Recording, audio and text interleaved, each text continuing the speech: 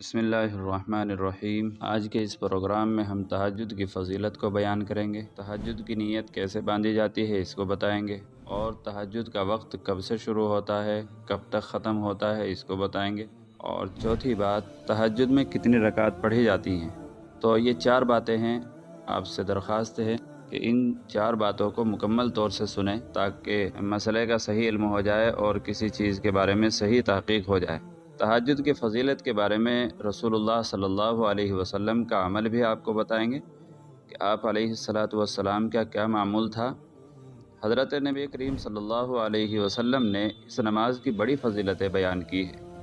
آپ ازواج مطہرات کو اور حضرت علی، حضرت فاطمہ کو بھی ان کے گھر جا کر تہجد کے لیے بیدار فرماتے تھے۔ صحابہ کرام رضوان اللہ علیہم اجمعین بھی اس نماز کو پابندی سے پڑھتے تھے۔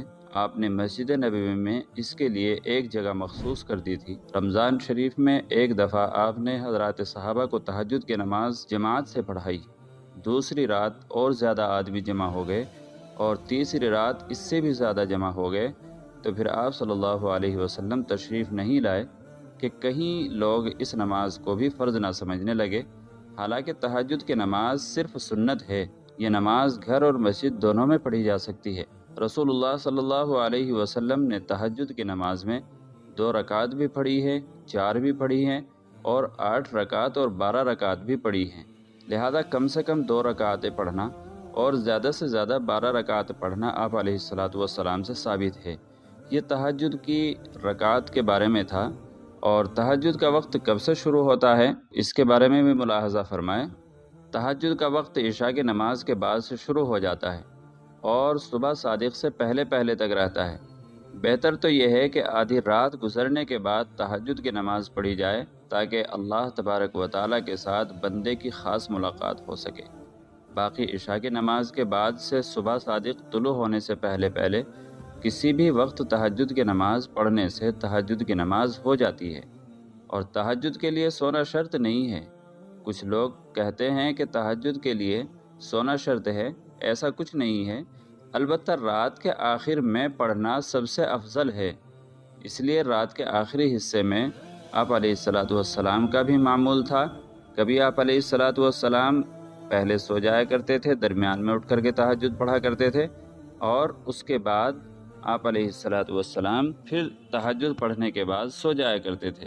رمضان کے روزے کے بعد سب سے زیادہ فضیلت والا روزہ محرم کا ہے، اور فرض نماز کے بعد سب سے زیادہ فضیلت والی نماز رات کی نماز یعنی تہجد کی نماز ہے۔ پرانے وقتوں میں نماز تہجد بڑی کثرت اور اہتمام کے ساتھ پڑھنے کا رواج تھا۔ گھر کے بڑے بوڑھے، مختلف افراد، مرد اور عورت رات کے آخری حصے میں بستر چھوڑ دیتے تھے، ٹھنڈے اور گرم پانی سے وضو کرتے تھے، سردی کے موسم میں گرم پانی سے اور نارمل موسم میں ٹھنڈے پانی سے وضو فرماتے تھے۔ پھر مرد حضرات مسجد کی طرف چل دیتے تھے، اور خواتین گھروں میں مخصوص جگہوں پر تہجد کی نماز ادا کرنے کا اہتمام کرتی تھی۔ تو اس لیے اس نماز کی بڑی فضیلت ہے۔ تہجد کی نماز کی نیت کیسے کی جاتی ہے اس کے بارے میں بھی آپ سن لیجئے۔ تہجد کی نماز ہو یا کوئی بھی نماز ہو، اس کی نیت کے لیے زبان سے الفاظ ادا کرنا ضروری نہیں ہوتا، بس دل میں یہ نیت کافی ہے کہ میں تہجد کی نماز ادا کر رہا ہوں، اور الفاظ ہی ادا کرنے ہوں تو تہجد کی نیت اس طرح کریں: نویت ان اصلی رکعتي صلاۃ التہجد سنت النبی صلی اللہ علیہ وسلم، یا پھر اپنی زبان میں یوں نیت کر سکتے ہیں: میں 2 رکعت تہجد کی نماز پڑھ رہا ہوں، اور اس کے بعد نیت باندھ لے۔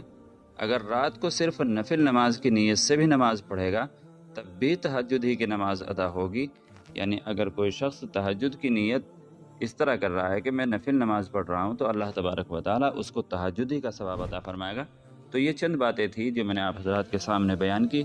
امید ہے کہ آپ کو یہ اچھی طریقے سے سمجھ میں آ گیا ہوگا، اور تہجد کی فضیلت، نبی کریم صلی اللہ علیہ وسلم کا معمول، اور تہجد میں کتنی رکعتیں ہوتی ہے، تہجد کا وقت کب سے کب تک رہتا ہے، یہ ساری باتیں آج کے اس